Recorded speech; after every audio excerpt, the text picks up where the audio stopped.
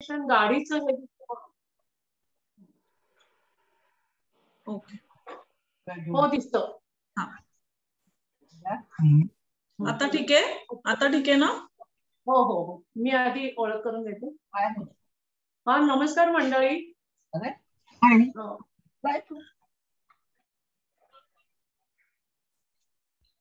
आता चालू करू ना? हो हो. आज आपल्याकडे डॉक्टर नमिता जोशी व्याख्यान द्यायला आलेले आहेत. नमिता मूळच्या नागपूरच्या आहेत. आनंदवन मध्ये त्यांचं बालपण गेलंय, त्यामुळे समाजसेवेचा कुठंतरी बीज तिथंच त्यांच्या मनात रोवलं गेलेलं आहे आणि ते त्या आपलं काम करता करता करत असतात. त्यांनी म्हैसूरला स्पीच थेरपीमध्ये पोस्ट ग्रॅज्युएशन केलं. नंतर भारती मेडिकल कॉलेजमध्ये स्पीच SLP मध्ये PhD केलं त्यांनी. पुण्यात ते आता स्थायिक झालेले आहेत 21 वर्ष जवळजवळ आणि 18 वर्षाचा त्यांचा शिकवण्याचा आणि क्लिनिकल अनुभव आहे. 2009 पासून त्या पार्किन्सन्स आजार आणि पार्किन्सन मित्रमंडळ यांच्याशी संबंधित आहे. तर त्यांनी बायोडेटा मला काही फार द्यायचा नाकारलं. मला ही माहिती आहे ती शोधून मिळालेली, त्याच्यावरून मी हे सांगतेय. तर आपल्या पार्किन्सन मित्रमंडळाशी त्या अगदी 2009 पासून संबंधित आहेत. त्यावेळेला नुकत्या त्या या क्षेत्रात आलेल्या होत्या आणि भारती विद्यापीठात काम करत होत्या. त्यानंतर लेक्चर द्यायला आमच्याकडे आल्या. त्यानंतर त्यांनी आपल्या सगळ्या विद्यार्थिनींना घेऊन आमच्याकडे त्या आल्या होत्या आणि सर्व पेशंटना तपासलं त्यांनी मोबाईलवर, त्यांचं रेकॉर्डिंग करून वगैरे. आणि मग त्यानंतर त्यांनी ज्यांना काही फारसं करायची गरज नाही त्यांची नावं सांगितली आणि ज्यांना हॉस्पिटलमध्ये येऊनच तपासायला लागेल की ज्याला यंत्रणा लागते त्यांनी हॉस्पिटलमध्ये यायला सांगितलं.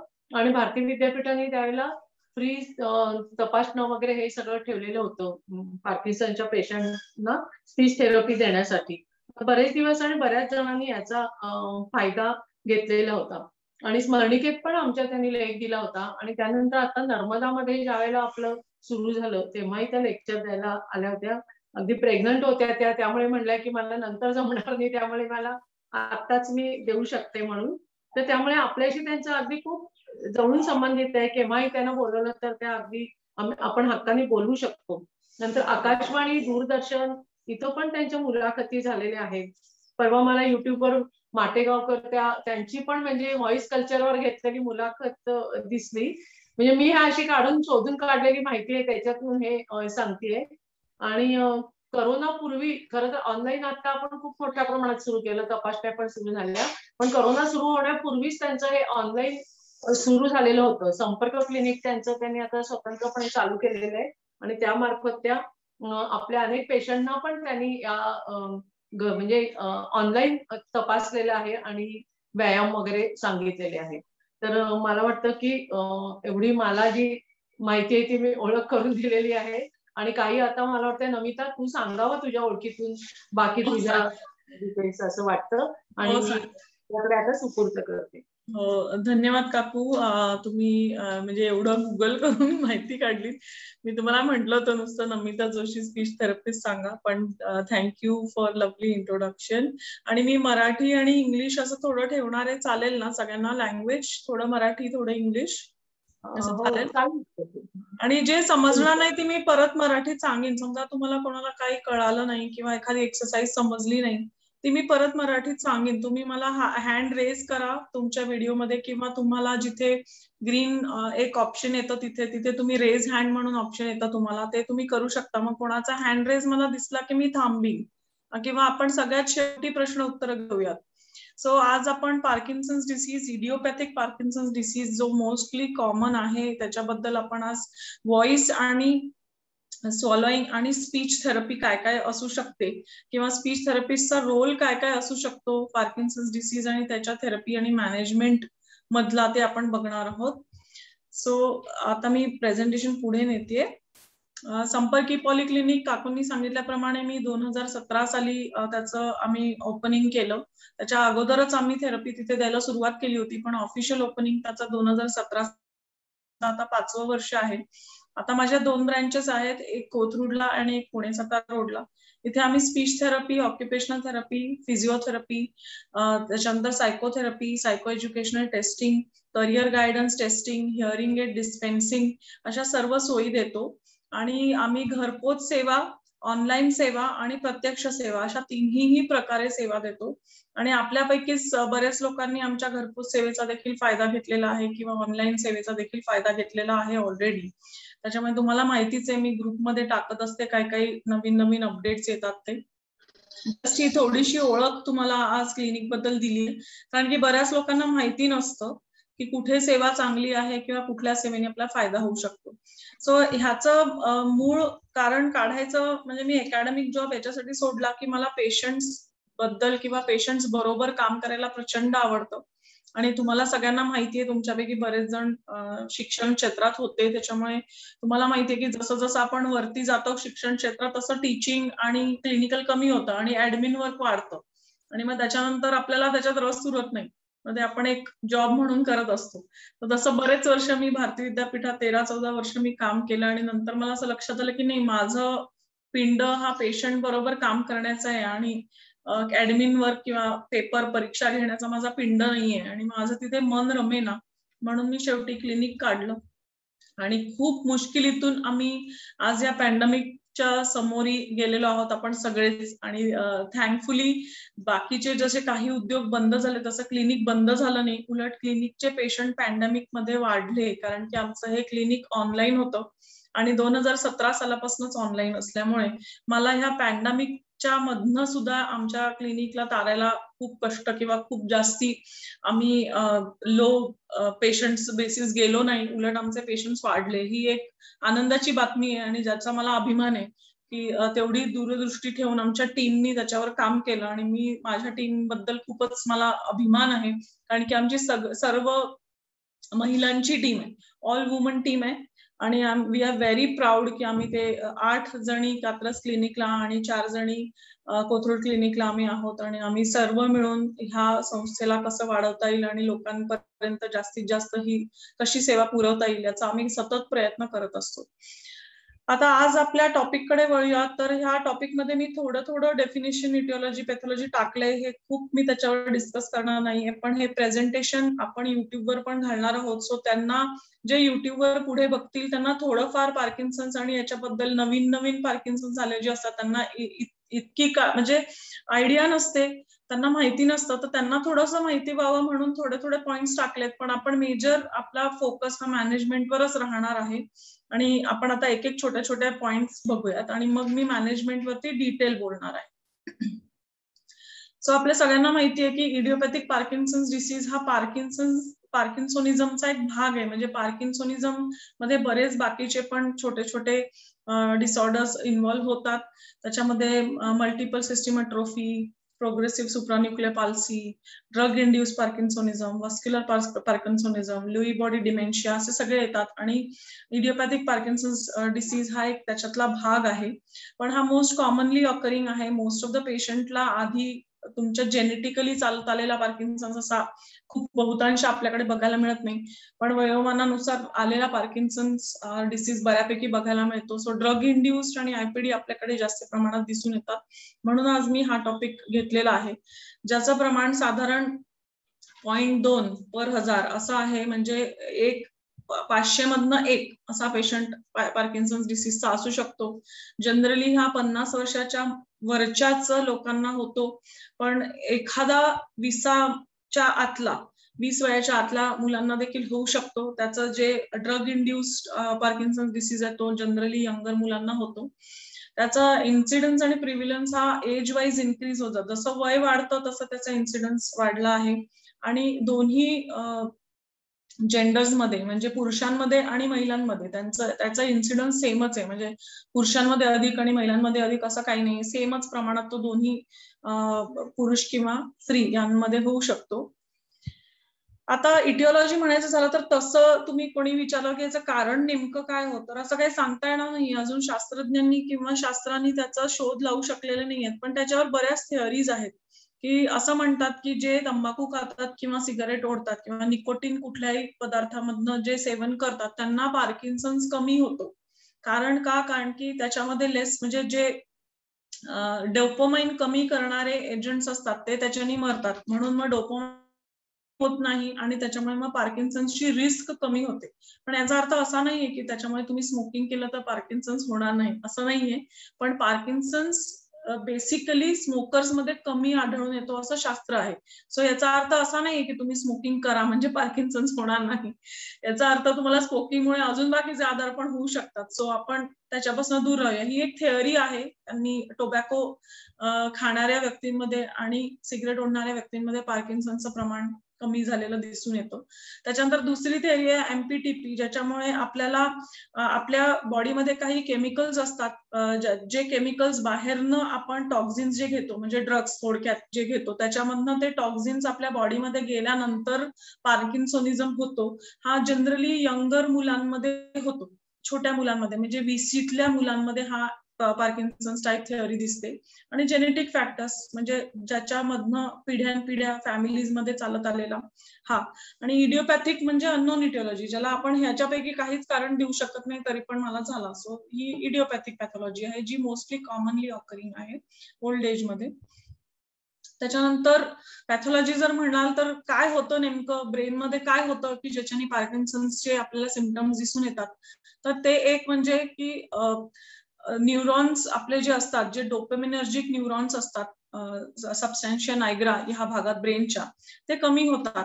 डोपामिनर्जिक आउटपुट सबस्टॅन्शिया नायग्राचं कमी होतं. म्हणजे डोपामाइन हा जो न्यूरोकेमिकल सबस्टन्स आहे ब्रेन मधला तो कमी झाल्यामुळे आपल्याला थॅलमसमध्ये जे ऑर्गनायझेशन आपल्या ब्रेनचं सेंटर आहे, ऑर्गनायझिंग सेंटर आहे ब्रेनचं थॅलमस, त्याच्यामधली ऍक्टिव्हिटी कमी होताना दिसते. इनिबिशन होतं त्याच्यामध्ये. आणि त्याच्यामधली ऍक्टिव्हिटी कमी झाल्यामुळे मग थरथर रेस्टिंग ट्रिमर्स येणे किंवा बॉडीचं बॅलन्स जाणे किंवा ब्रॅडिकॅनिसिया जे आपण म्हणतो, किंवा तोंडामध्ये, जबड्यामध्ये, ओठामध्ये, ह्या सगळ्यांमध्ये ट्रिमर्स येणे, हे सगळे प्रकार सुरू होतात. आवाज कमी होतो, व्हॉल्यूम कमी होतो. शिवाय कॉन्स्टिपेशन सारखे त्रास होतात. वळताना थोडासा त्रास होतो कुठल्याही अँगलमध्ये.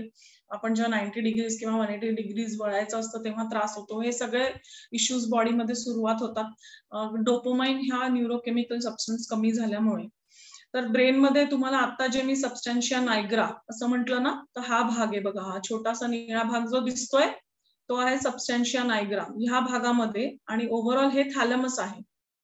या थॅलमस मध्ये हे ऍक्टिव्हिटीज कमी होतात. आणि हा आपला खूप महत्वाचा मेंदूचा भाग असतो, ज्याच्यामध्ये आपल्याला memory, organisation, thinking, reasoning skills, हे सगळे जे आपण घेतो, मूळ भाषा आणि भाषेसाठी लागणारे जे असतात, किंवा वाचा आणि वाचासाठी लागणारं जे कॉर्डिनेशन असतं, की एकाच वेळेस श्वास घ्यायचा, त्याच वेळेस जीभ हलवायची आहे, त्याच वेळेस जबडा हलवायचा, सगळं एकत्रीकरण जे होतं आणि मग आपण बोलतो, त्याच भागामध्ये हा प्रॉब्लेम निर्माण झालेला असतो.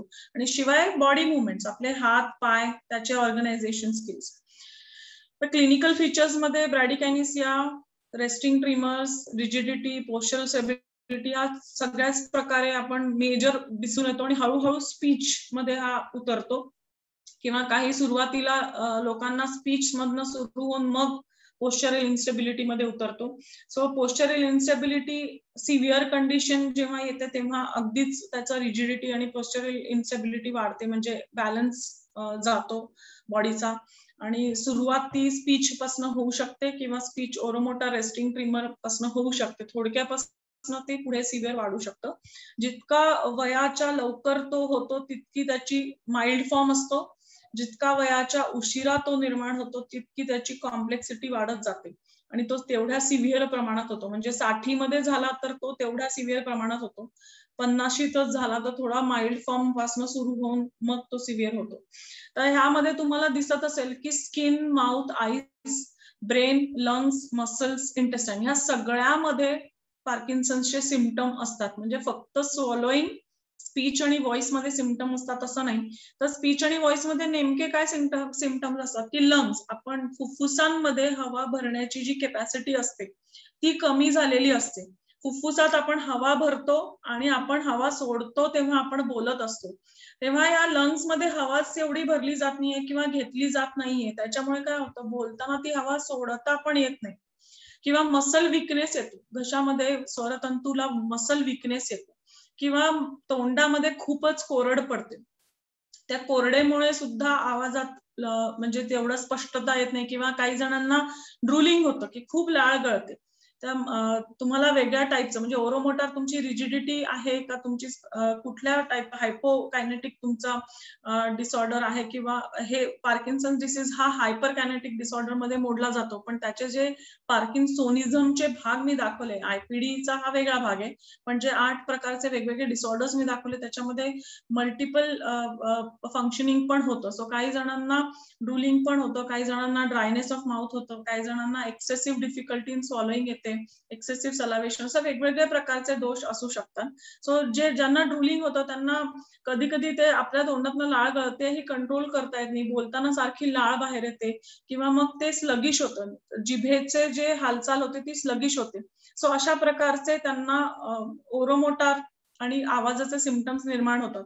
शिवाय मेंदूच्या फंक्शनिंग मध्ये प्रॉब्लेम असल्यामुळे देखील त्यांना आठवण ठेवणे किंवा एखादं कॉग्निटिव्ह फंक्शन, जसं एखाद्या गोष्टीचं डिसिजन मेकिंग, ह्यामध्ये सुद्धा प्रॉब्लेम येऊ शकतो, ज्याच्यामध्ये स्पीच थेरपिस्ट तुम्हाला मदत करू शकतात. सो ह्याच्यामध्ये आपल्याला आता क्लिनिकल फीचर्स मध्ये मी बाकी बॉडी फीचर्स मध्ये जात नाहीये, जे फीचर्स स्पीच थेरपिस्टला कामाचे तेवढेच मी बोलणार आहे. सो स्पीच मध्ये नेमकं काय काय होतं, तर त्यांना बेसिकली ट्रिमरस व्हॉइस म्हणजे थरथर कापणारा व्हॉइस येतो, किंवा अस्पष्ट उच्चार येतात, किंवा खूप सॉफ्ट आवाज होऊन जातो, किंवा खूप फास्ट स्पीच त्यांचं येतं, रॅपिड स्पीच मुवमेंट्स होतात, म्हणजे स्टटरिंग जर सॅमरिंग ज्याला आपण म्हणतो त्याच्यासारखे फीचर्स येतात, किंवा स्पेसिफिक इनडिस्टिंक्ट प्रकारचं स्पीच, म्हणजे सगळं मिक्स असतं आणि आपल्याला सांगता येत नाही एक्झॅक्टली काय होतं. कॉग्निटिव्ह इम्पेअरमेंट मध्ये 1/3 ऑफ पेशंट्सला आपल्याला हा प्रॉब्लेम दिसून येतो की decision making, planning, executive functions म्हणजे मॅथ्स रिलेटेड ॲबिलिटीज, कॅल्क्युलेशन्स हे थोडंसं डिफिकल्ट जातं करायला. आणि ह्याच बरोबर हे सगळं चालू असताना आपल्याला हळूहळू डिप्रेशन यायला लागतं की हा मला जमत नाहीये, मला करता येत नाही, कारण की तोपर्यंत आपण एकदम छान असतो, आणि जसं जसं ग्रॅज्युअली हा डिसीज सिव्हिअर होत जातो तसं जसं आपल्याला ते फंक्शन जमत नाहीये ह्याचा आपल्याला कुठेतरी खंत असते, किंवा एक डिप्रेशन येऊन जातं की नाही मला हे करता येत नाही. तर डिप्रेशन हाही भाग महत्वाचा आहे जो कधी कधी दुर्लक्षित होतो, कारण की बाकीचे बॉडी मुवमेंट्स आणि स्पीच मुवमेंटवर इतकं कॉन्सन्ट्रेशन होतं की मग डिप्रेशन आहे माणसाला किंवा माणूस उदास आहे ह्याकडे दुर्लक्ष होतं थोडं कुठेतरी. तर ते पण महत्वाचा भाग आहे, कारण की आपण उदास असलो तर आपल्याला बोलावंसं वाटत नाही, बरोबर ना. मग आपण उदास जर असलो तर मग स्पीच थेरपी घेऊन सुद्धा तेवढं स्पीच इम्प्रूव्हमेंट होत नाही. सो स्पीच जर चांगलं करायचं असेल तर डिप्रेशन, अँझायटी ह्या इश्यूजला कमी करणं खूप आवश्यक असतं. सो ओव्हरऑल क्लिनिकल फीचर्स मध्ये तुम्हाला दिसतं की पार्किन्सनचे पेशंट्स आपल्याला ट्रिमर्स दिसतात, मास्क लाईक फेस असतो की इमोशन्स कमी झालेले असतात, आपल्या चेहऱ्यावर आनंद, दुःख, राग, लोभ असे हे एक्सप्रेशन्स आपण तेवढे फारसे देऊ शकत नाही. बोलण्यामधला टोन एकदम फ्लॅट होऊन जातो, तर बोलून सुद्धा आपल्याला त्यांना राग आलाय किंवा मला आवडलेलं नाहीये किंवा मला आपण जे टोन कमी जास्ती करतो ना ते सुद्धा जमत नाही. पायामध्ये हातामध्ये सुद्धा रेस्टिंग ट्रिमर्स येतात, हळूहळू तोंडामध्ये सुद्धा किंवा जिभेमध्ये सुद्धा ते येऊ शकतात.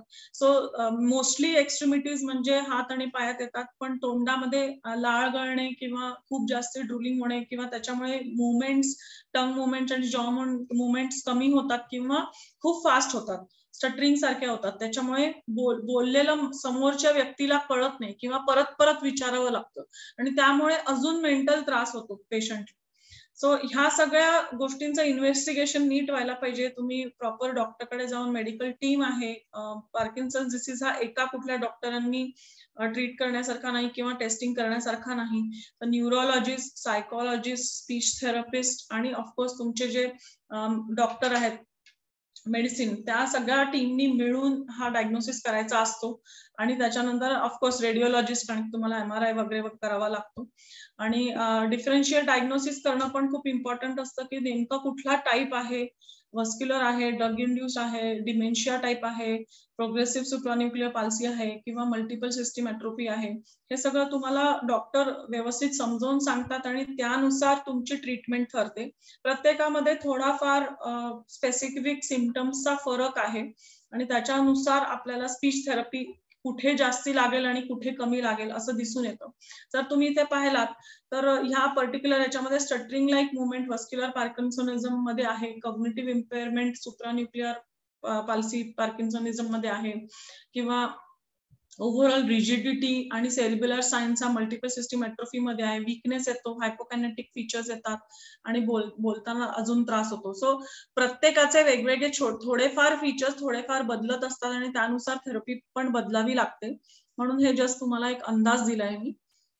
आता आपले मॅनेजमेंटकडे वळूया. सगळ्यात इम्पॉर्टंट भाग आपला एक मी सिस्टीम घेणार आहे. स्पीच, व्हॉइस, स्वॉलोइंग आणि कॉग्निशन अशा 4 सिस्टीम मध्ये आपण थोडक्यामध्ये थेरपी काय द्यायची, कशी द्यायची आणि स्पीच थेरपिस्ट तुम्हाला कशी मदत करू शकतात हे मी इथे सांगणार आहे. सो मेडिकल मॅनेजमेंट तुम्ही सगळे ऑलरेडी जेव्हा स्पीच थेरपिस्ट कडे पोहोचता तेव्हा तुम्ही ही मेडिकल मॅनेजमेंट घेऊन आलेला असता. तर ही मेडिकल मॅनेजमेंट आमच्यासाठी फक्त एवढीच इम्पॉर्टंट असते की डोस कुठला आहे, किती वेळाचा आहे आणि किती तुम्हाला डोसचं किती प्रमाण आहे, म्हणजे 125 mg आहे, 100 mg, 80 mg आहे, किती आहे आणि वेळा किती आहे. कोणाला 4 वेळा असतात, कोणाला 6 वेळा असतात, कोणाला 3च वेळा असतात. सो तुमचं वेळेचं डोपामाइनची जी लिव्होडोपा तुम्हाला दिलेली आहे ते तुमची वेळ कुठली, किती ग्रॅमची आहे त्याच्यानुसार थोडंफार ऑन आणि ऑफ फेज बदलत असते. तर ऑन आणि ऑफ फेज म्हणजे काय की जेव्हा तुम्ही गोळी घेता तेव्हा लिव्होडोपाचे साईड इफेक्ट्स होतात आपल्या बॉडीवरती आणि त्या साईड इफेक्ट्समुळे स्पीच स्लर होतं. म्हणजे जे स्पीच आपलं वाचा जी अस्पष्ट होते ती त्या लेव्होडोपाच्या गोळीच्या नंतर होते. त्याच्यामुळे लेव्होडोपाचा जेव्हा वेळ संपते, म्हणजे त्या गोळीची प्रत्येकाची वेळ आहे ना की 4 तास, मग त्याच्यानंतर पुढचे 4 तास, मग पुढचे 4 तास. सो ऑफ फेज म्हणजे काय, जेव्हा लेव्होडोपाचा इफेक्ट संपतो त्या फेज मध्ये स्पीच परत थोडं थोडं चांगलं व्हायला लागतं. सो मला ते कळणं खूप इम्पॉर्टंट असतं की तुमची गोळी 9 वाजताची आहे का 1 वाजताची आहे का 4 वाजताची आहे. म्हणजे तुमची 9 वाजताची गोळी असेल तर मी तुम्हाला 12 वाजताच्या सेशनला बोलवणार. तुमची 1 वाजताची गोळी असेल तर मी तुम्हाला 3 वाजताच्या सेशनला बोलवणार. म्हणजे गोळीचा इफेक्ट संपत आल्यानंतर स्पीच थेरपी त्यावेळेला करायची आणि स्पीच रिलेटेड ज्या ऍक्टिव्हिटीज आहेत तर त्यावेळेला करायच्या, कारण की गोळीचा इफेक्ट संपला की स्पीच थोडंसं बेटर होतं आणि त्या बेटर वेळामध्ये आपल्याला हे सगळे व्यायाम आणि स्पीच रिलेटेड ऍक्टिव्हिटीज करायच्या आहेत.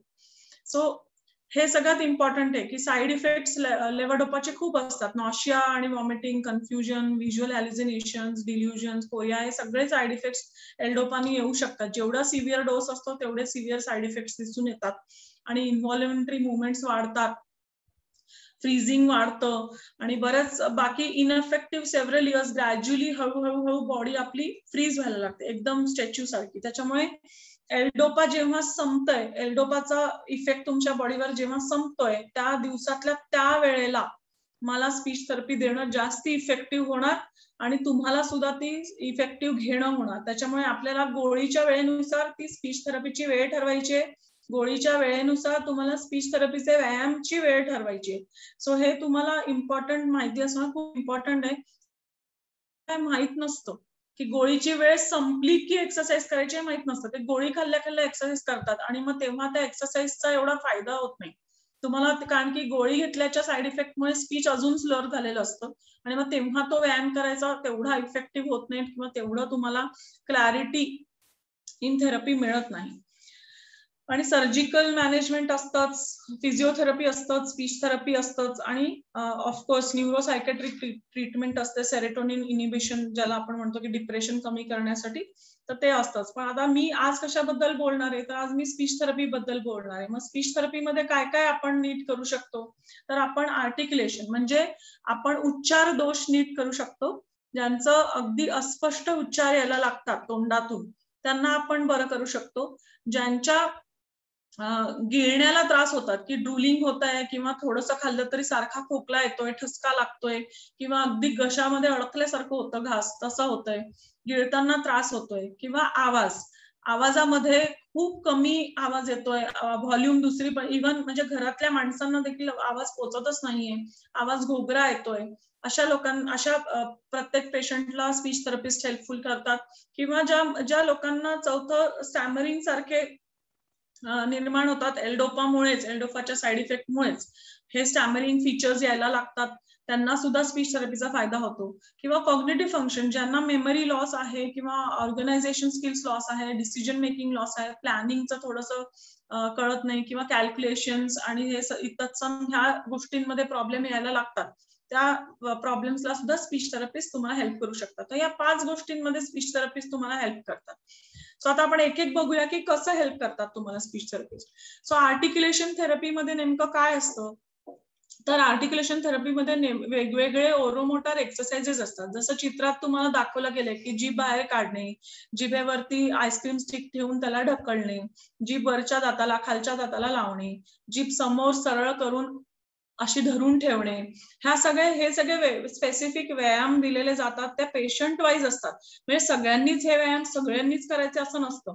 आता तुम्ही जेव्हा माझ्याकडे येता तेव्हा मी बघते की तुमची जीभ डावीकडे उजवीकडे वळतीये का, वरती खाली इनफ वळतीये का, तुम्हाला हा आवाज करता येतोय का, हा आवाज करता येतोय का.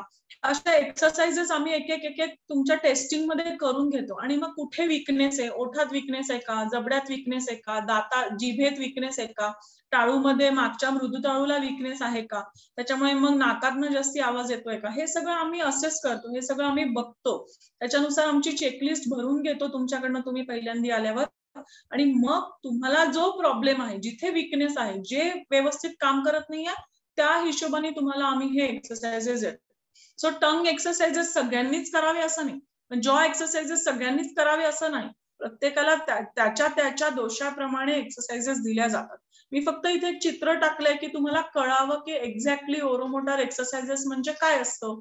तर ह्या प्रकारच्या एक्सरसाइजेस असतात. साऊंड स्पेसिफिक आर्टिक्युलेशन ड्रिल म्हणजे नेमकं काय असतं, तर काही जणांना ख बोलायला प्रॉब्लेम येतो, काही जणांना ड बोलायला प्रॉब्लेम येतो, काही जणांना र बोलायला प्रॉब्लेम येतो. मग ते साऊंड स्पेसिफिक की जर आर्टिक्युलेशनची अस्पष्टता ही जर एखाद्या ध्वनीशी निगडीत असेल, एखाद्या ध्वनी रिलेटेड प्रॉब्लेम असेल, तर मग आम्ही त्यांना काय देतो की समजा ध म्हणायला प्रॉब्लेम, ध ऐकू येत नाही बोलताना, तर आम्ही त्यांना ध चा सुरुवात होणारा शब्द, ध मध्ये येणारा शब्द आणि ध शेवटी येणारा शब्द असे इनिशियल, मीडियल, फायनल ध वर्ड्स असे त्यांच्याकडनं म्हणून घेतो. मग त्याची सेंटेन्सेस म्हणून घेतो, मग त्याचे वाक्य वाचायला लावतो, वाक्य म्हणून घेतो. सो सेंटेन्स लेवल आणि मग स्पॉन्टेनियस स्पीच लेवल अशा पर्टिक्युलर मेथडनी त्यांना पुढे पुढे नेऊन मग हळूहळू बोलण्यातनं तो पर्टिक्युलर ध्वनी सुधारतो त्यांचा हळूहळू. सो अशा प्रकारचे आर्टिक्युलेशन थेरपीचे व्यायाम असतात जे पार्किन्सन डिसीजच्या पेशंटला खूप उपयोगी ठरतात. त्यांचं स्पीच स्लो होतं, त्यांचं आर्टिक्युलेशन प्रिसाइज होतं, नेमक्या किती फोर्सनी टंग वरती लावायची, नेमकी कुठे टंग एक्झॅक्टली लावायची. आता मला जर ळ म्हणायचंय वर्सेस ल म्हणायचं, दोन्ही मध्ये पोझिशन माझ्या जबड्याची आणि माझ्या टंगची सेम आहे की मी ळ म्हणणार आहे आणि ल म्हणणार आहे एकाच ठिकाणी, पण फरक काय आहे, फोर्स मध्ये फरक आहे की मी ल हळूच म्हणणार आणि ळ थोडा जोरात म्हणणार. ळच्या वेळेला माझी जीभ थोडीशी अशी गोलाकार करून घेणार आणि मग खाली सोडणार. तर हा जो फरक आहे हा आम्ही तुम्हाला समजावून सांगतो, तुम्हाला दाखवतो, तुमच्याकडनं करून घेतो आणि मग तुम्हाला घरी व्यायाम करायला देतो. सो असं नाहीये की तुम्हाला रोज आमच्याकडे यायचं, अजिबात नाही. तुम्ही आमच्याकडे 15 दिवसातनं एकदा यायचं, व्यायाम घ्यायचे आणि ते घरी करत बसायचे. सो 15 दिवसातनं एकदा ऑनलाईन किंवा ऑफलाईन. सो असं नाहीये की स्पीच थेरपी घ्यायची म्हणजे मला आता रोज क्लास सारखं जावं लागेल, अजिबात नाही. हे व्यायाम समजून घेतल्यानंतर तुम्ही घरी फक्त मी लिहून देणार, हा व्यायाम 3दा करायचा, हा व्यायाम 2दा करायचा, हा व्यायाम 1दा करायचा, असं. आता आय होप की ह्याच्याबद्दल काही प्रश्न नाहीत, कारण की कोणाचे अजून हात वर आलेले नाहीयेत. सो मी समजते की हे क्लिअर झालेले तुम्हाला. आता दुसरं स्वॉलोइंग थेरपी. स्वॉलोइंग थेरपीमध्ये ज्या लोकांना गिळण्याचा त्रास असतो त्याच्यात असे वेगवेगळे एक्सरसाइजेस असतात. ह्या एक्सरसाइजेस आज मी फक्त तुम्हाला एक एक्झाम्पल म्हणून देते.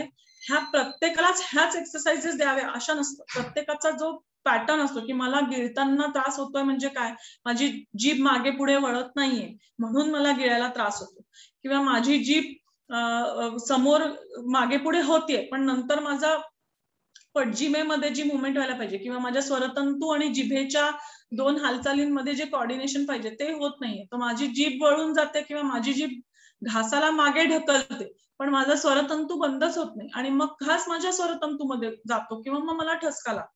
सो हे प्रत्येकाचं स्वॉलोइंगचं जे काय त्रासाचा पॅटर्न आहे तो इथे आहे की ओठ बंद होत नाहीत म्हणून घास खाली पडतोय, का जिभेनी घास वळवून गोलाकार घास होत नाहीये आणि मग तो गिळायला त्रास होतोय कारण की छोटे छोटे कण सगळे इकडे तोंडात राहत आहेत, का गिळताना माझा सलायवा, माझा ड्रायनेस ऑफ माउथ आहे त्याच्यामुळे मला तो घास एकत्रित करून गिळताना त्रास होतोय, का गिळल्यानंतर मला ठसका लागतोय. हे वेगवेगळ्या स्टेजेसचे स्वॉलोइंगचे पॅटर्न्स असतात आणि त्याच्यानुसार आपण स्वॉलोइंग थेरपी देत असतो.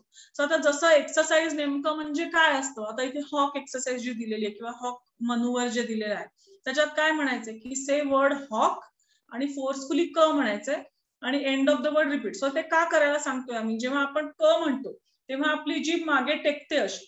सो हॉक हॉक अशी टेकते. त्याच्यामुळे काय होतं, गिळायला आपल्याला आपला वरचा थायरॉइड बोन हलतो, टंग मागे जाते, तेव्हा मग आपोआप थायरॉइड वरती ओढायला मदत होते आणि आपल्याला गिळताना ठसका लागत नाही. सो हे ठसका न लागण्याचे हे मॅन्युअर्स आहेत, मसाको मॅन्युअर्स किंवा एफर्टफुल स्वॉलो, ज्याच्यामध्ये आपल्याला ठसका न लागो, तो घशात न जाओ घास, त्याच्यासाठी वेगवेगळे मॅन्युअर असतात. पण ते प्रत्येकाचं जसं मी बोलले तसं ओरल स्टेज आहे, ओरल फॅरेंजियल स्टेज आहे, का तुमची फॅरेंजियल खालची स्टेज आहे, स्वॉलो स्टेज आहे, त्याच्यामध्ये तुम्हाला त्रास होतोय. हे त्या प्रत्येक स्टेजनुसार, इसोफेजियल स्टेज असेल किंवा फॅरेंजियल स्टेज असेल, ओरल स्टेज असेल, त्या प्रत्येक स्टेजनुसार तुम्हाला हे व्यायाम वेगळे आहेत. मी आता फक्त उदाहरण म्हणून हे 3 व्यायाम इथे ठेवलेत. हेच व्यायाम करावे असं अजिबात नाहीये, हे प्रत्येक पेशंट नुसार वेगवेगळे व्यायाम दिले जातात. पण मी एक उदाहरण म्हणून तुम्हाला सांगते की हे स्वॉलोइंग थेरपी म्हणजे नेमकं काय करतात, तर हे असे व्यायाम असतात वेगवेगळे आणि त्याच्याने पेशंटला फायदा होतो. गिळताना त्रास होत नाही किंवा ठसका लागत नाही. छोटे घास घ्यायचे, तुम्हाला जिभेची मुवमेंट कुठल्या साईडनी जास्ती आहे, डावीकडनं, उजवीकडनं, सेंटरकडनं, मागे पुढे होत नाहीये, त्या हिशोबाने तो घास प्लेस करायचा आहे. त्या हिशोबाने वर बघून किंवा स्क्वीज करून किंवा गिळून तुम्हाला ते मनवर करायचे. त्याच्यामुळे तुमचा स्वॉलोइंगचा त्रास कमी होतो. तर ह्याच्यामध्ये तुम्हाला स्पीच थेरपिस्ट मदत करतात.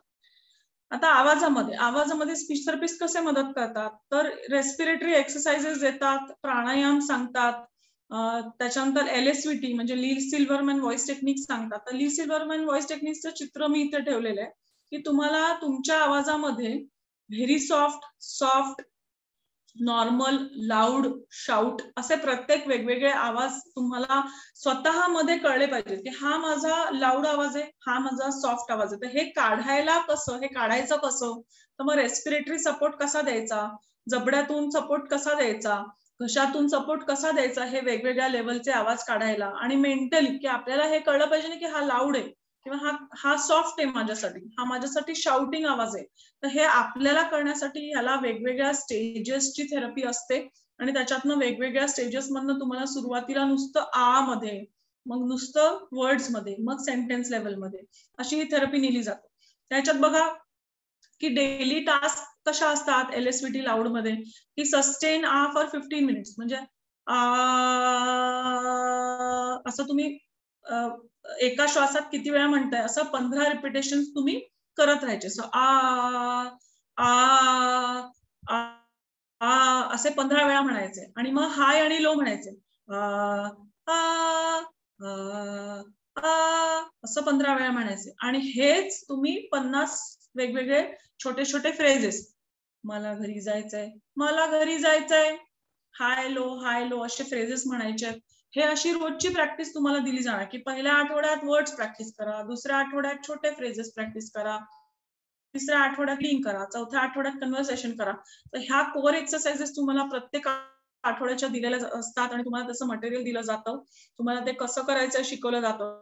आता हे हाय आणि लो सांगून कळते किंवा एखाद्या पेशंटला कळतं, एखाद्या पेशंटला नाही कळत. मग आम्ही काय आकडे लिहितो किंवा नंबर लिहितो किंवा अक्षरे लिहितो मोठ्या आणि छोट्या अक्षरामध्ये आणि मग त्यांना ती मोठ्याने आवाज काढायचा, छोटं अक्षर आलं का छोट्याने आवाज काढायचा, असं व्हिज्युअल क्लू देऊन करतो किंवा ऑडिटरी क्लू देऊन करतो किंवा थोडंसं मास्क करून करतो की इमॅजिन करा की तुम्ही भिंतीवर दुसऱ्या बिल्डिंगच्या भिंतीवर उभे आहात आणि तुम्हाला तिकडनं अजून तिसऱ्या बिल्डिंगच्या माणसाला आवाज द्यायचे. मग तुम्ही आवाज कसा देणार, मग त्यावेळेला ऑटोमॅटिक थोडा आवाज आपला मेंदू आपल्याला सांगतो की हा आता थोडंसं मोठ्याने बोल. तर ह्या सगळ्या गोष्टी मी जस्ट एक्झाम्पल्स दिले तुम्हाला, 1-2 एक्झाम्पल्स LSVTच्या.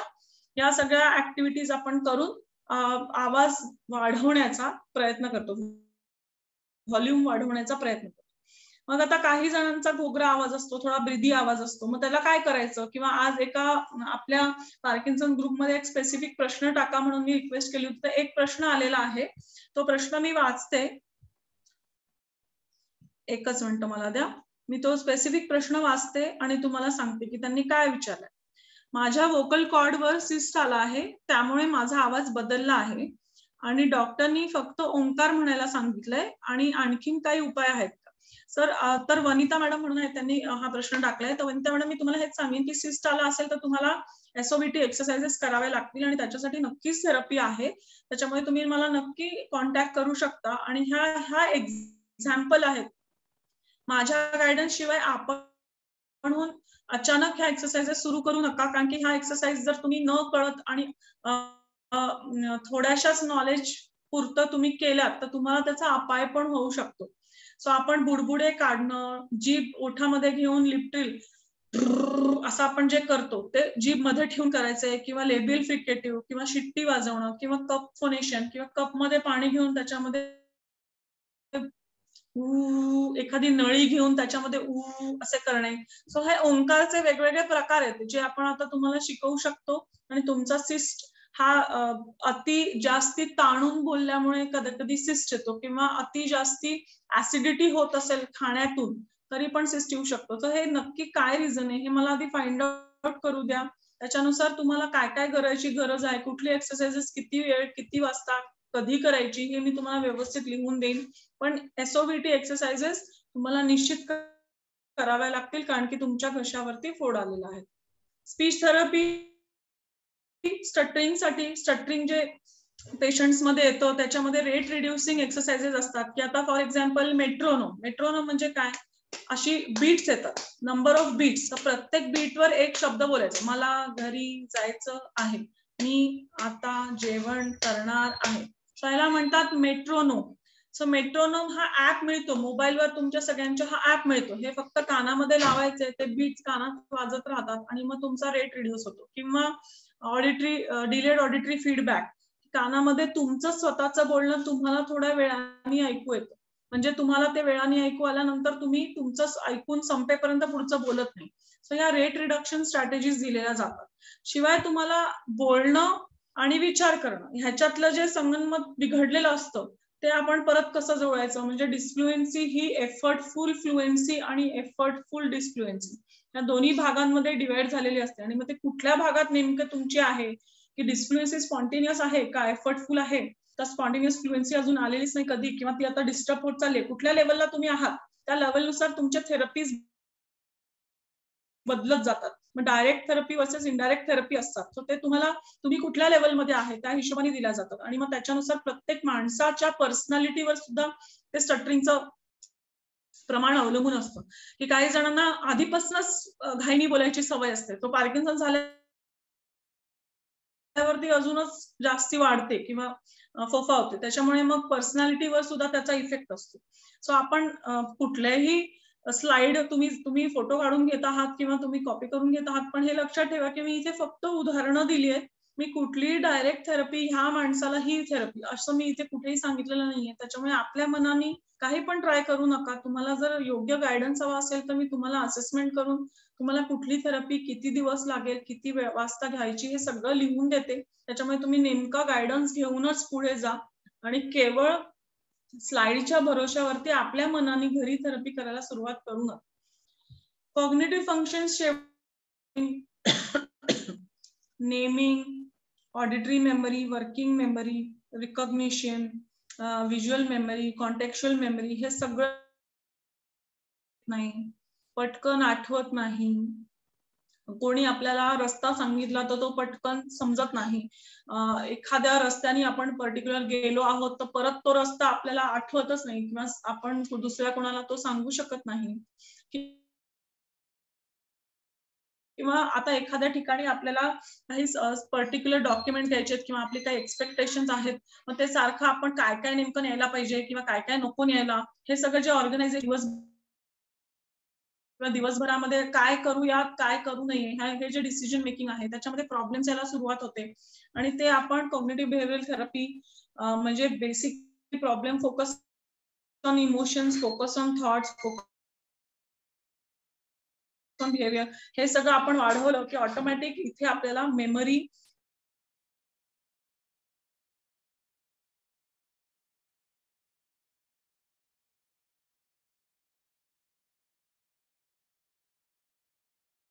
जे काय कीवर्ड्स आहेत ते अजिबातच लक्षात येत नाहीयेत, असं बरेचदा होतं पेशंटच्या बाबतीत आणि मग त्यांनी डिप्रेशन अजून वाढतं.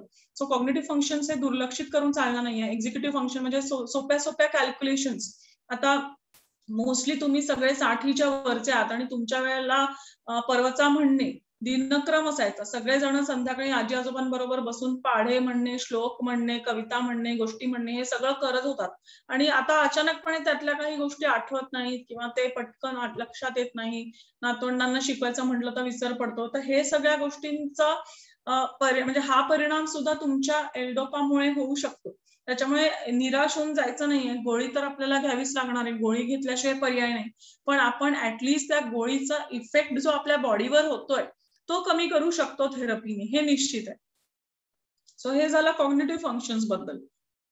आता मॅनेजमेंट, तुम्ही मला विचाराल की मग किती टक्के बरे होतात पेशंट्स, मग कसं ठरवायचं की आम्हाला ह्या थेरपीचा फायदा होईलच किंवा माझ्यामध्ये 60%, 70%, 80%, मला बरेच पेशंट माझ्या क्लिनिकमधून येऊन विचारतात, हा मग मॅडम मला 70% बरं वाटेल का?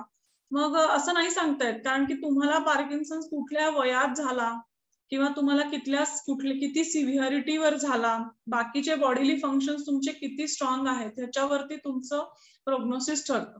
सो प्रत्येकाचा प्रोग्नोसिस हे त्यांच्या कॉम्प्लिकेशन्स ऑफ इमोबिलिटी आणि टेंडन्सी टू फॉलवर ठरून येतं की तुम्ही किती स्टेबल आहात, तुम्हाला जाता येतंय, चालता येतंय, बोलता येतंय, किती प्रमाणात तुमचं डेली दैनंदिन रुटीन लाईफ स्पॅन तुमचं किती चालू आहे, असं आहे. जर यंगर एज मध्ये तो झाला तर तो साधारणपणे शॉर्टन लाईफ स्पॅन करतो पण माइल्ड राहतो. जर तो ओल्डर एज मध्ये झाला तर शॉर्टन लाईफ स्पॅन होत नाही पण प्रॉब्लेम सिव्हिअर होतो. असे त्याचे वेगवेगळे परिणाम दिसून येतात प्रत्येकाच्या एजनुसार.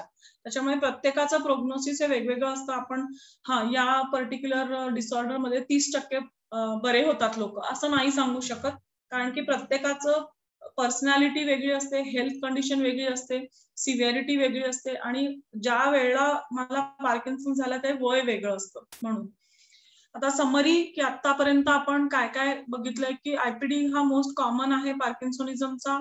हा डिजेनरेटिव्ह आहे, प्रोग्रेसिव्ह आहे. त्याच्यामुळे ह्यातली जी काय सिम्पटम्स आहेत ती हळूहळू हळूहळू कमी होत असतात वयोमानानुसार.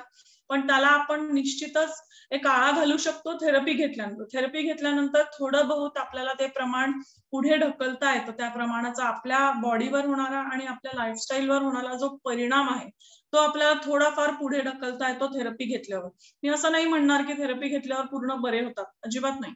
पण ते इफेक्ट, एल्डोपाचा जो इफेक्ट आहे बॉडीवर तो निश्चितच कमी प्रमाणात होतो आणि त्याच्यामुळे लाईफ थोडं सुकर होतं आणि सोयीचं होतं.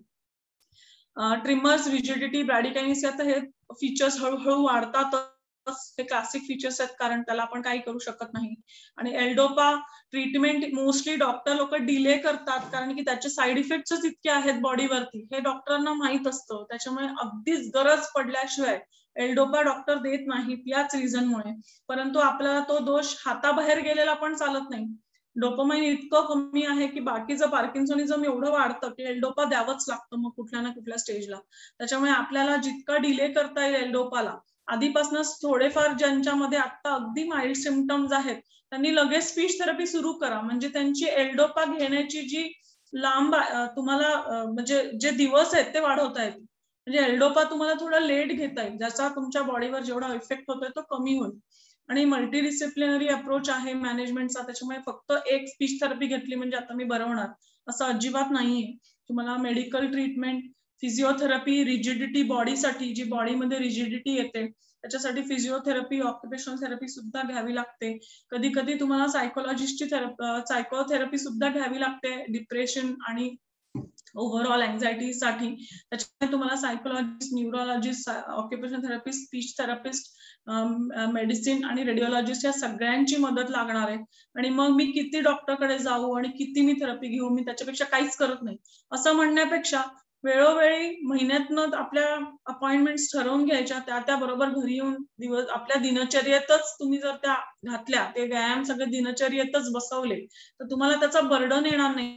आणि अजिबात डॉक्टरकडे जाऊन हे सांगितलं मग दुसऱ्या डॉक्टरकडे जाऊन ते सांगितलं असं जे काय होतं लाईफमध्ये, सुरुवातीला जेव्हा नवीन पार्किन्सन्स डिसीज होतो तेव्हा साधारणपणे घरातले देखील गोंधळलेले असतात आणि पेशंटही गोंधळलेले असतात. मग नेमकं काय करू, ह्या डॉक्टरकडे जाऊ त्या डॉक्टरकडे जाऊ असं फिरणं होतं आणि मग थेरपीला डिले होत राहतो.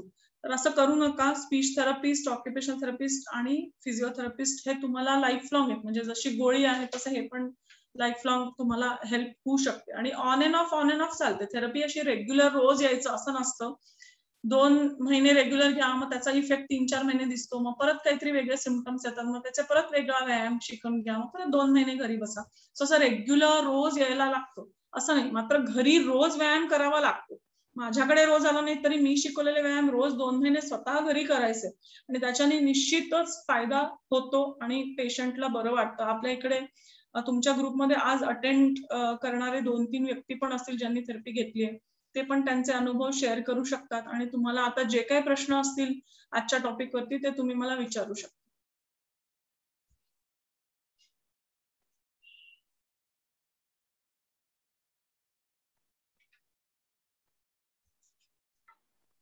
ज्यांना प्रश्न विचारायचे त्याने मला वाटतं स्वतःला अनम्यूट करून किंवा हात वर करावा, हातून तुम्हाला अनम्यूट करतील.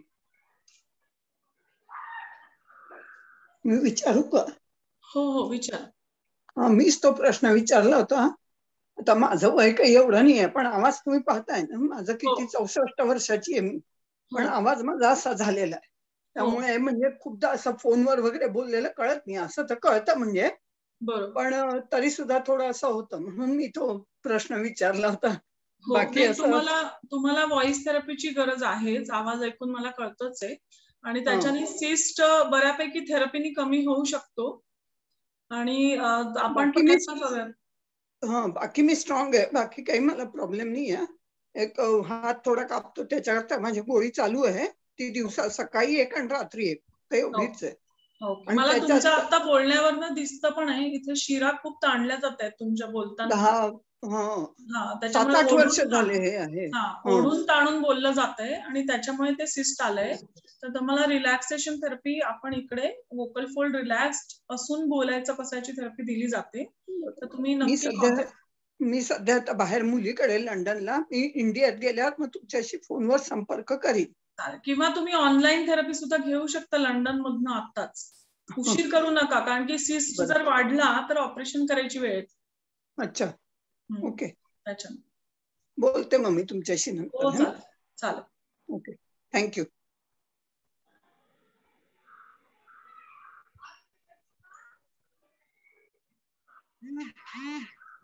अजून कोणाला काही प्रश्न आहे? मला प्रश्न विचारायचा होता की गिळताना ज्या वेळेला ठसका नलिकेत गेले काय, तर अशा वेळेला ते ओळखायचं कसं आणि दुसरा उपाय त्यावेळेला काय करायचं? ज्या वेळेला घाबरं झालेलं असतं, ठसका लागलेला असतो, त्यावेळेला नेमकं पेशंटला आपण काय करायचं? ठसका लागणं म्हणजे काकू निश्चितच आपल्या स्वर यंत्रात म्हणजे आपल्या श्वासनलिकेत पाणीचा कण किंवा खाण्याचा कण गेला आहे हे निश्चित. कारण की आपले स्वरयंत्र जे आहेत ते आपल्याला बोलण्यासाठी देवाने दिलेलेच नाही. त्याचं पहिलं फंक्शन आणि प्रायमरी फंक्शन आहे की स्वरयंत्र हे बंद होण्यासाठी आहेत, आपल्या श्वासनलिकेचा प्रोटेक्शनसाठी. तर ज्या अर्थी ठसका लागलाय त्या अर्थी घशामध्ये थोडंफार प्रमाणात अन्न किंवा कण गेलेला आहे. सो ठसका लागलाय हा म्हणजे त्याला ऍस्पिरेशन आपण म्हणतो की मी ऍस्पिरेशन केलं आणि मला ठसका लागला. सो खाताना जर खूप ठसका लागला तर सुरुवातीला आपण जे लहान मुलांना सांगतो तसंच पाठीवरती तुम्ही थपथपायचे, त्याच्याने थोडाफार जो काय घास कुठे अडकला असेल म्हणा किंवा गेला असेल घशामध्ये तो बाहेर. शिवाय असं आपण जेव्हा ठसका खोकला काढतो तेव्हा ठसका काढून समोर वाकून पाठीवरती थपथप करायचं, म्हणजे तो घास एकदा बाहेर निघून जातो किंवा आपल्याला ऍटलिस्ट तो घास वरपर्यंत कुठेतरी पोहोचतो, म्हणजे स्वरयंतू बंद होऊन जातात आणि मग आपल्याला स्वरतंतू बंद झाले की मग आपल्याला तो ठसका हळूहळू कमी होत जातो. ते स्वरतंतू बंद झाले नाहीत त्या कणामुळे तर ठसका येतच राहतो. त्यात स्वरतंतूच्या आजूबाजूला जर कण कुठे असेल तर तो ठसका बंद होत नाही सहजासहजी, आणि मग खूप धाप लागते, घाम फुटतो आणि अक्षरशः चोकिंग सेन्सेशन झाल्यासारखं होतं. सो अशा वेळेस समोर वाकून खाली पाठीवरती मारल्याने कदाचित तो घास किंवा तो जो काय कण आहे तो बाहेर पडण्याची शक्यता असते. ते एक. दुसरं म्हणजे खाताना हे होऊ नये परत, याच्यासाठी मी जसं सांगितलं तसं थोडं छोटे छोटे घास घेणं किंवा वरनं पाणी न पिणं, ग्लासला तोंड लावून पाणी पिणं, छोटे छोटे घास किंवा छोटे छोटे पाण्याचे घोट घेणं, किंवा मोठ्यांदी हा पार्ट स्क्वीज करून गिळणं. कारण की इथे विकनेस आल्यामुळे काय होतं, टंगची मुवमेंट लवकर होते आणि गिळण्याची प्रक्रिया उशिरा होते. त्याच्यामुळे घास मागे चालला जातो आणि स्वरतंतू बंद व्हायला वेळ लागतो. त्याच्यामुळे तो घासाचा कण स्वरतंतूमध्ये फसतो. त्याच्यामुळे तुम्ही जर हा भाग असा स्वीच करून गिळला तर स्वरतंतू आपोआप बंद व्हायला मदत होते. म्हणजे मग जिभेची मुवमेंट आणि गळ्याची मुवमेंट एकत्रितपणे होते. हे. आणि छोटा घास घेतलात आणि आपली जिभेची मुवमेंट मागे पुढे होते आणि गिळण्याची मुवमेंट व्यवस्थित होते, हे चेक करू शकतो आपण. ओके, तुम्हाला इथे बोट ठेवल्याने आणि इथे बोट ठेवल्याने तुम्हाला तुमचं जिभेची मुवमेंट झाली आणि गळ्याची मुवमेंट झाली की नाही हे कळू शकतं. आणि त्या कळण्या एकदा तुम्ही असेसमेंटला सुद्धा येऊ शकता डिटेल की होते की नाही व्यवस्थित. त्याच्यासाठी व्हिडिओ फ्लोरोस्कोपी पण करतात. तुम्हाला कळून येतं की किती डिले आहे त्या दोघांच्या कोऑर्डिनेशन मध्ये, तो डिले किती आहे, म्हणजे जिभेची मुवमेंट झाली आणि मग गळ्याची मुवमेंट व्हायला किती सेकंद उशीर झाला, हे सगळं आपल्याला कळू शकतं. आणि त्याच्यानुसार थेरपीज असतात. जसं मी तुम्हाला सांगितलं की तिकडे बाकी आता मॅन्युअर्स मी सांगितले, हॉक मॅन्युअर सांगितलं, मसाको मॅन्युअर सांगितलं. त्याच्यामध्ये वेगवेगळे असे मॅन्युअर्स असतात की सुप्राग्लॉटिक स्वॉलो, सुप्राग्लॉटिक स्वॉलो, असे वेगवेगळे मॅन्युअर्स असतात की श्वास मोठा घ्यायचा, रोखून धरायचा आणि मग गिळायचं. म्हणजे वरच्या बाजूला प्रेशर डेव्हलप होतं आणि तो घास खाली जात नाही, तो घास मग आपल्या बरोबर अन्ननलिकेतच जातो. असे वेगवेगळे मॅन्युअर्स असतात.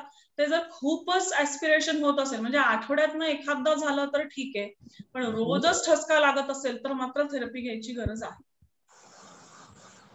हा मी मुद्दाम का विचारला की आपल्याकडे जेव्हा ठसका लागतो त्यावेळेला म्हणतात की सासू आली वर बघ, असं एक म्हणायची पहिल्यापासून पद्धत आहे, तर तीच लोकांच्या डोक्यात असते. नाही, पार्किन्सनच्या पेशंटला वर बघून आणखीन त्रास होणार. हॅलो मॅडम, मी सुरेखा शाह बोलते. मला रात्री घशाला खूप कोरड पडते, बोलताच येत नाही अजिबात. तुमचं पाणी पिण्याचं प्रमाण वाढवा सुरेखा काकू. तुमचं पाणी पिण्याचं प्रमाण साधारण 2 ते 2.5 लिटर तरी दिवसभरात हवंय. आणि पाणी तेवढं पित नसाल तुम्ही तर ते हळूहळू वाढवा. एकदम वाढवल्याने परत मग युरिनेशन वगैरेचा त्रास होईल, तर ते हळूहळू वाढवायचं. आणि 2.5 लिटर पाणी दिवसभरात तुम्ही प्यायलात की तुम्हाला थोडंसं घशाला आराम पडेल. किंवा तुम्ही ज्येष्ठ मध आणि मध याचं चाटण देखील खाऊ शकता. त्याच्यामुळे सुद्धा थोडा सुदिंग इफेक्ट येतो, थोडासा ड्रायनेस कमी होतो तोंडातला. पण ते डॉक्टरांच्या सल्ल्याने तुम्ही घ्यावं अशी मी तुम्हाला विनंती करेन. मी बोलू? हा बोला. एका डॉक्टरांनी सांगितलं होतं यांना त्रास होता ठसक्याचा, कापूर हुंगायला सांगितला, म्हणजे श्वासनलिका मोकळी होईल म्हणून मी ह्याच्या होमिओपॅथीच्या बाटलीत अशा वड्या घालूनच ठेवल्या. जास्त वाटतं तर लगेच दोन्ही नागपुडीतनं हुंगायला देते, मोकळ होतं लवकर. करेक्ट. बाकी कोणाचा प्रश्न नसेल तर मी विचारू? हो विचारा. कारण माझा प्रश्न आजच्या टॉपिकशी डायरेक्टली रिलेटेड नाही पण इनडायरेक्टली आहे. आपण पार्किन्सन डिसीज मध्ये डोपामाइन आणि सेरोटोनिनचे लेवल्स कमी होतात असं म्हणतो. डोपामाइन सेरोटोनिन डायरेक्टली मोजणं एक्सपेन्सिव्ह आहे. सलाव्यामध्ये आणि ब्लडमध्ये कॉर्टिसॉलच्या लेवल्स रिलेशन त्याच्याबरोबर आहे. बरोबर. तर पुण्यामध्ये अशी फॅसिलिटी आहे का की जिथे कॉर्टिसॉलच्या लेवल्स मोजता येतात? दीनानाथ मंगेशकर हॉस्पिटल आणि असतात, पण मी तुम्हाला एक्झॅक्टली कुठल्या डॉक्टरांकडे जायचं किंवा काय असं आता सांगणार नाही. तुम्ही मला पर्सनली कॉन्टॅक्ट करा, मी तुम्हाला त्याचा बरोबर पत्ता देईन. बाकीचे ऐकत असतील तर म्हणजे ऐकतायतच. मी हा प्रश्न एवढ्यासाठीच विचारला की अशी जर थेरपी आपण घेतली, स्पीच थेरपी घेतली किंवा मेडिटेशन केलं, ओंकार जप केला, 2-3 महिने केला, तर त्याचा पॉझिटिव्ह इफेक्ट झाला. हे सिम्पटम्स मधून कळणं वेगळं एक बाग झाली, आणि प्रत्यक्षात क्लिनिकल मेथड मेजरमेंट करून ते मोजता येऊ शकेल. बरोबर बरोबर. आणि डोस द्यायचं सुद्धा या लेवल्स बघून ठरवता येईल. आता फक्त व्हिज्युअल इन्स्पेक्शन होती आणि आयबॉल इन्स्पेक्शन न पार्किन्सन झाला किंवा नाही, त्याचं मेडिकेशन किती असं ठरवलं जातं. नाही, न्यूरोलॉजिस्ट चांगल्या वैविध्यपूर्ण चाचण्या करतात. MRI बऱ्याच लोकांमध्ये केला जातो. सो रेडिओलॉजिकल टेस्ट होतातच डायग्नोसिसच्या आधी. I see. कारण माझी तरी काय झाली नव्हती आणि ती सजेस्टही केली नव्हती. मी आता 3 डॉक्टर मी ज्यांच्याशी बोललो त्यांच्याकडून मला हे असं फीडबॅक मिळाला नाही. बर बर. म्हणजे परवा आमच्या ग्रुपवर पण कोणीतरी प्रश्न विचारला होता असाच एका टेस्टचा, आणि बहुतेकांचं उत्तर असं होतं की गेल्या 20-25 वर्षामध्ये आम्ही अशी टेस्ट कधी बघितली नाही डॉक्टरने केलेली. नाही, त्याच्यामध्ये बऱ्याच टेस्टिंग आहेत, न्यूरोलॉजिकल बऱ्याच टेस्टिंग आहेत, पण सगळ्याच सेंटर्सला त्या होऊ शकतील असं नाही. बँगलोरमध्ये सगळ्या होतात, पुण्यात देखील होतात, पण एक्झॅक्टली कुठल्या हॉस्पिटलमध्ये आणि कोण डॉक्टर हे मी तुम्हाला शोध काढून सांगू शकतो. चालेल. म्हणजे अशी जर पॅथॉलॉजिकल लॅब असेल की जिथे हे टेस्ट करता येईल तर that would be very good feedback to know. NIMHANS बँगलोरमध्ये ह्या सगळ्या टेस्ट होतात हे मी खूप शुअर आहे, कारण की माझं शिक्षण बँगलोर मैसूर साईडला झालंय, त्याच्यामुळे मी हे तुम्हाला निश्चित सांगू शकते की निम्हॅन्स बँगलोरला ह्या होतात. पण पुण्यामध्ये ह्या कुठे होतात ह्या मी तुम्हाला माहिती काढून नीट सांगते. अगदी. दीनानाथ मंगेशकर आणि KM हे 2 लाईकली पॉसिबल हॉस्पिटल्स आहेत जिथे या सगळ्या टेस्ट होऊ शकतात. Okay okay. म्हणजे मी तुम्हाला फोन करून वेगळा कॉन्टॅक्ट करेन. हो चालेल. आजचं लेक्चर फार चांगलं झालं, उपयोगी. अजूनच विचारायचंय. विचारू? ते एकही शब्द किंवा महत्वाचा शब्द सांगा म्हटलं तरी सांगू शकत नाहीत. अख्खं वाक्य सांगायला जातात आणि काहीच करत नाही, तर ते एक अक्षरही करणं अवघड झालंय. तर मग स्पीच थेरपीचा थोडाफार उपयोग होऊ शकेल? होईल ना, होईल. त्यांना आठवण येणं म्हणजे आठवण, मेमरी आणि उच्चार या दोन्हीचे प्रॉब्लेम दिसत आहेत. त्याच्यामुळे दोन्हीवर आपल्याला वेगवेगळे ट्रीटमेंट आहे, वेगवेगळे थेरपी टेक्निक्स आहेत, आणि त्या करत राहिल्यावर तुम्हाला लगेच आज थेरपी सुरू केली की पुढच्या महिन्यात नाही दिसणार, पण एक 3-4 महिने झाल्यानंतर तुम्हाला त्यांच्या आठवणीमध्ये ते शब्द आता पटकन येतात. म्हणजे आधी जे आठवतच नव्हते ते 10 सेकंदात तरी आठवत आहेत, असं एक तुम्हाला गुण त्याचा दिसून येईल. तशी मेमरी बऱ्यापैकी आहे, पण बॅलन्स खूप जातो. अक्षरही बाहेर गेलंच आहे, अजिबातच लिहू शकत नाही. तर अशा कंडिशन मध्ये स्पीच थेरपीचा होईल उपयोग? हो, होईल. त्यांना ऍटलीस्ट उच्चार तुम्हाला कळण्यापुरतं उच्चार सुधारले तरी तुम्हाला इझी होईल ना, लाईफ इझी होईल. हा, ओके. त्यांना नमिता PSP म्हणजे पार्किन्सन सुप्रा पाल्सी या लोकांना पण होतो का स्पीच थेरपीचा उपयोग? हो, सुप्रा न्यूक्लिअर पाल्सी मध्ये बेसिकली बायलॅटरल इश्यूज असल्यामुळे त्यांचं स्पीच खूपच जास्त स्लर असतं. त्यांच्या बाबतीत कसं आहे या इमेज तर तो म्हणून मी हे सांगितलं की त्या दृष्टीने तू सांगू शकशील तर? हो, सुप्रा न्यूक्लिअर पाल्सी मध्ये तेच होतं, पण त्याच्यामध्ये सुद्धा जर आपण थेरपी घेत राहिलो तर ऍटलिस्ट एक कीवर्ड त्यांना जे पाहिजे आहे तो कीवर्ड ते बोलू शकतील, एवढा फरक होऊ शकतो. म्हणजे अख्खं सेंटेन्स क्लिअर येणार नाही किंवा अख्खं त्यांना बोलता येणार नाही, पण ऍटलिस्ट जे हवंय ते एक, किंवा काही दुखतंय किंवा काही खुपतंय हे सांगता येणं महत्वाचं आहे ना त्यांच्या दृष्टिकोनातून. किंवा मला हे खायला हवंय किंवा मला हे नकोय, मला पोट दुखतंय, माझं डोकं दुखतंय, की मला काहीतरी दुसरं गोळी हवी आहे, हे इतपत सांगू शकणं एवढा इम्प्रुव्हमेंट आपण दाखवू शकतो. अर्थात मी त्यांना स्पष्ट फेस टू फेस पाहिल्यानंतर चांगलं सांगू शकेन. तुमच्या वर्णनावरनं जेवढं मला समजतंय तेवढं मी आता तरी सांगू शकते की थोडाफार फरक होतोच. मला एक विचारायचं आहे. हा, बोला. मी बोलताना माझं थोडस अडखळल्यासारखं होतं स्पीच, आणि जिभेला असं डोळ्याच्या बापणे जिभेला कधी कायम नाही होत, पण कधीतरी होतं. काय करावं लागेल? स्पीच थेरपी घ्यावी लागेल तुम्हाला. खूप कॉमन आहे पार्किन्सनिझम मध्ये.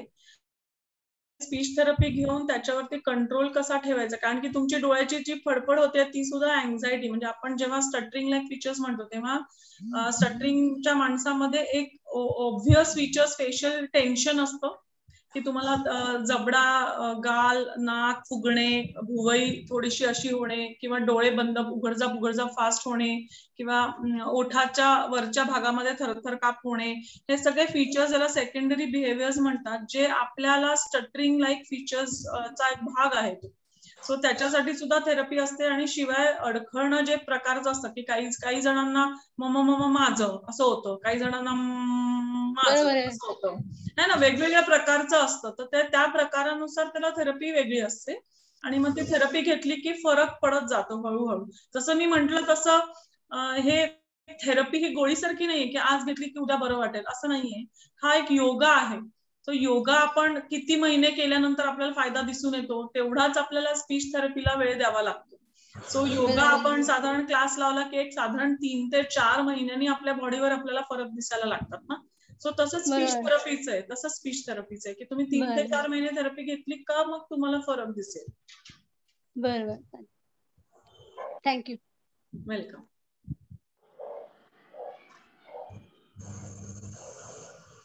विजया मॅडम, तुमचा माईक ऑफ आहे, तुम्ही बोलताय का?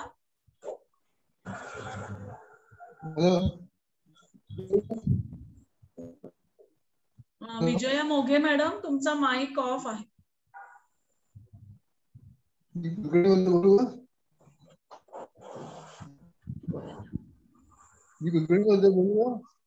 कोण बोलतंय? मनी. हा, कोण बोलतंय काका? मला कुलकर्णी.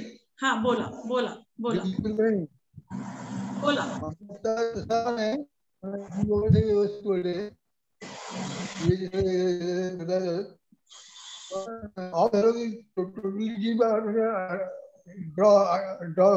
हो हो. आणि तोंड अच्छा. तुमचा आवाज मध्ये मध्ये कटतो आहे दिलीप काका, पण मी तुम्हाला हे सांगू शकते की तुम्हाला स्पीच थेरपीची डेफिनेटली गरज आहे.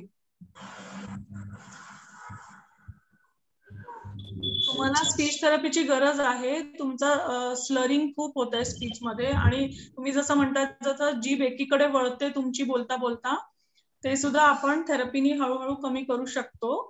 तर तुम्ही नक्की थेरपी घ्या.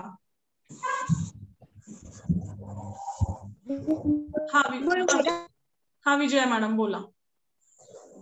मला घेताना त्रास होतो. छोटे छोटे घास घ्यावे लागतात, पण एखाद्या वेळेला जास्त मोठा घास घेतला तर इथे अडकल्यासारखं होतं, आणि मग घास अडकला की खूप घाबरल्यासारखं होतं. म्हणजे काय करावं मला सुचत नाही एकदम. आणि गोळी सुद्धा, ती औषधाची गोळी छोटी जरी असली तरी घेताना म्हणजे पटकन ती घशात आतमध्ये नाही जात, खूप पाणी प्यावं लागतं तेव्हा कुठे आतमध्ये जाते. तर असं औषधाची गोळी घेताना तुम्हाला एकच मी सांगू शकते की गोळी आधी ठेवायची नाही तोंडात, आधी पाणी तोंडात ठेवायचं, मग गोळी टाकायची. तो एक सोपा उपाय आहे. ठसका लागतो हे जर आधी पाणी मग गोळी. तुम्हाला जे ठसका लागतो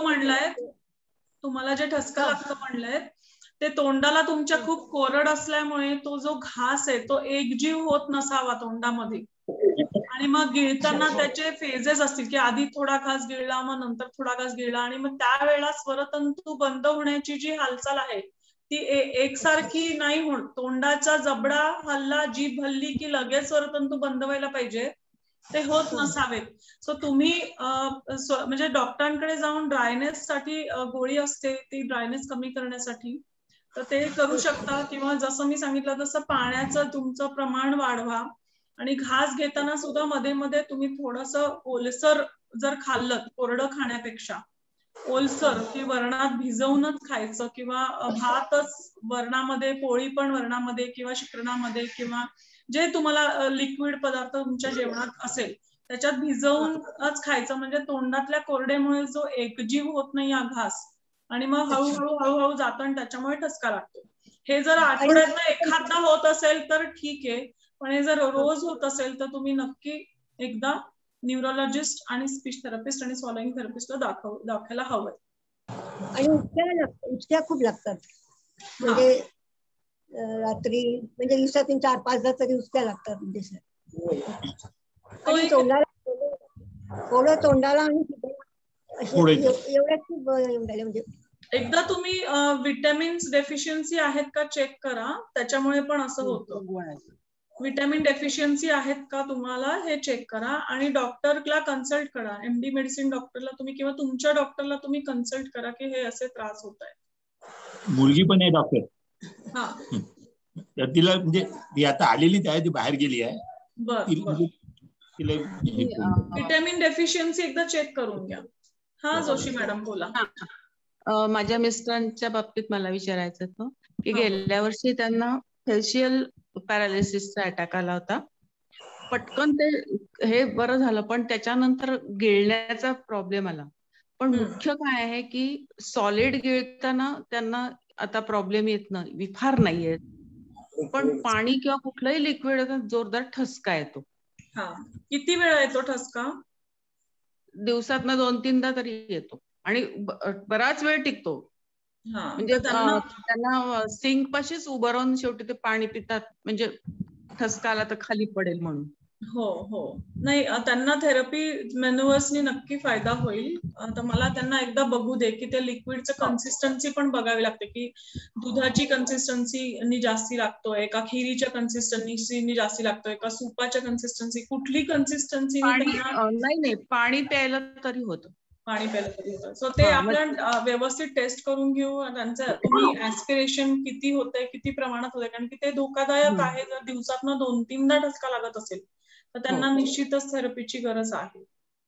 पण मग हे कशाने होतं की सॉलिड व्यवस्थित जातं? हो, कारण की सॉलिड, हे बघा, आता मी जीभ मागे घेते तेव्हा माझा घास मागे ढकलला जातो आणि तो गिळायची प्रक्रिया सुरुवात होते आणि ते सॉलिड खाली जाईपर्यंत माझ्या स्वरतंतूला वेळ मिळून माझं स्वरतंतू बंद होतात आणि मग ते अन्न नलिकेत जातं. पण लिक्विड हे पटकन जातं ना, लिक्विड मागे पटकन, तो स्वरतंतू बंद करायला वेळ मिळत नाही आणि त्याच्यामुळे ठसका लागतो. आणि आवाजही असा खोल कमी म्हणजे होत आहे माझं. करेक्ट. ते गॅप असते, स्वरतंतू मध्ये गॅप असते, ते कम्प्लीट बंद होत नसतात, त्याच्यामुळे हे सगळे प्रॉब्लेम येतात. सो आम्ही थेरपीमध्ये कम्प्लीट स्वरतंतू कम्प्लीट बंद होतील आणि ते गिळताना होतील असे व्यायाम देतो. अच्छा, थँक्यू. याचं बोलू? कोण बोलतंय? मी बोलू? सुरेखा मॅडमचं नाही, मनीषा लिंबू. बोला. हाच प्रश्न मी एकदा डॉक्टरांना विचारला होता. यानं तसंच व्हायचं, तर डॉक्टर म्हणले सॉलिड खाल्लेलं म्हणे आपोआप बॉडीमध्ये जातं, लिक्विडला बॉडी कडनं सक करावं लागतं, ते होत नाही, म्हणून म्हणे पाण्याचा ठसका लागतो. नाही, दुसरं कारण आहे ते, कारण की गिळताना आपल्याला आपण सक दोन्ही करत नाही ना. गिळताना आपण स्वतःहूनच गिळतो है ना, आपण जिभेने मागे ढकलतो आणि गिळतो. त्याचा परिणाम म्हणजे इसोफेगस मध्ये सकिंगचं जे प्रमाण आहे, म्हणजे आपली जी अन्ननलिका असते त्याला असे 2 वॉल्व असतात आणि ते असे सक होतात, ते अन्न असं आतमध्ये घेतात. सो ते सॉलिड पटकन घेतलं जातं त्याच्या ओव्हरऑल थिकनेस मुळे सुद्धा, आणि लिक्विड घ्यायला थोडा वेळ लागतो. मग ते लिक्विड इथे कुठे वरती येईस्तोवर वेळ इतका कमी असतो की ते घसा बंद होऊन अन्ननलिकेत जाईपर्यंत ते श्वासनलिकेत शिरलेलं असतं.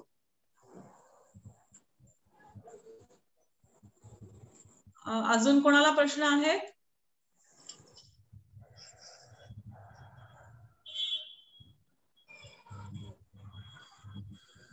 अजून कोणाला प्रश्न आहे?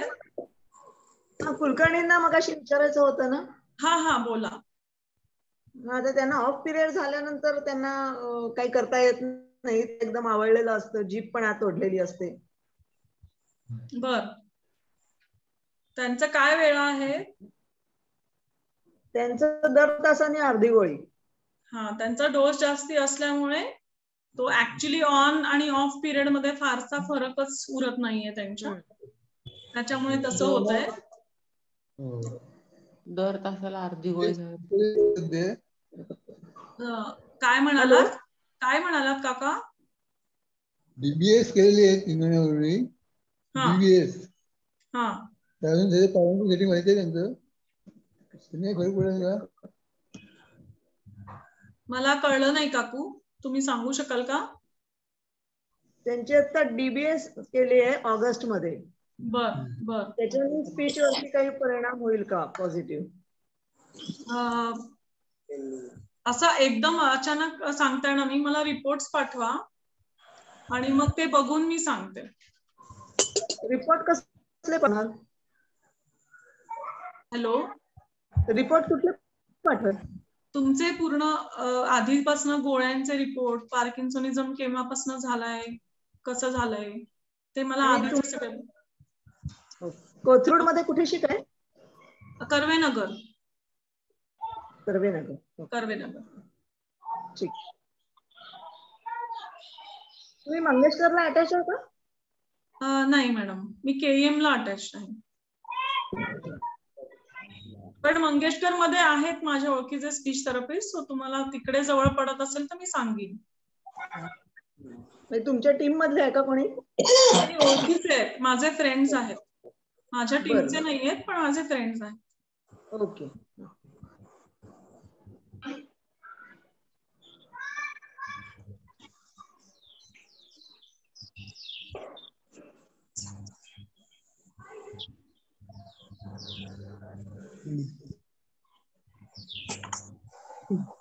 आणि कुलकर्णी काकांनी मगाशी तुम्ही जे म्हणलात ना, तर DPS चा प्रत्येकालाच किती फायदा होतो हे असं नाही सांगता येत आता.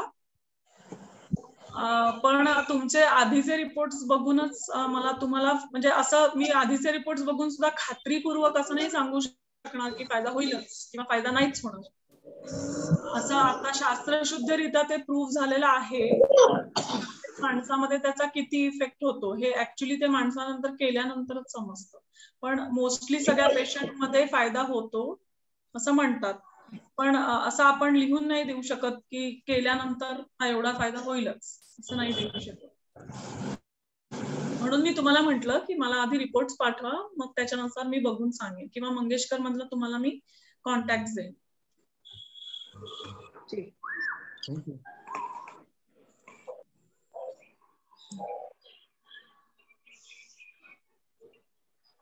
अजून कोणाला काही प्रश्न आहेत का?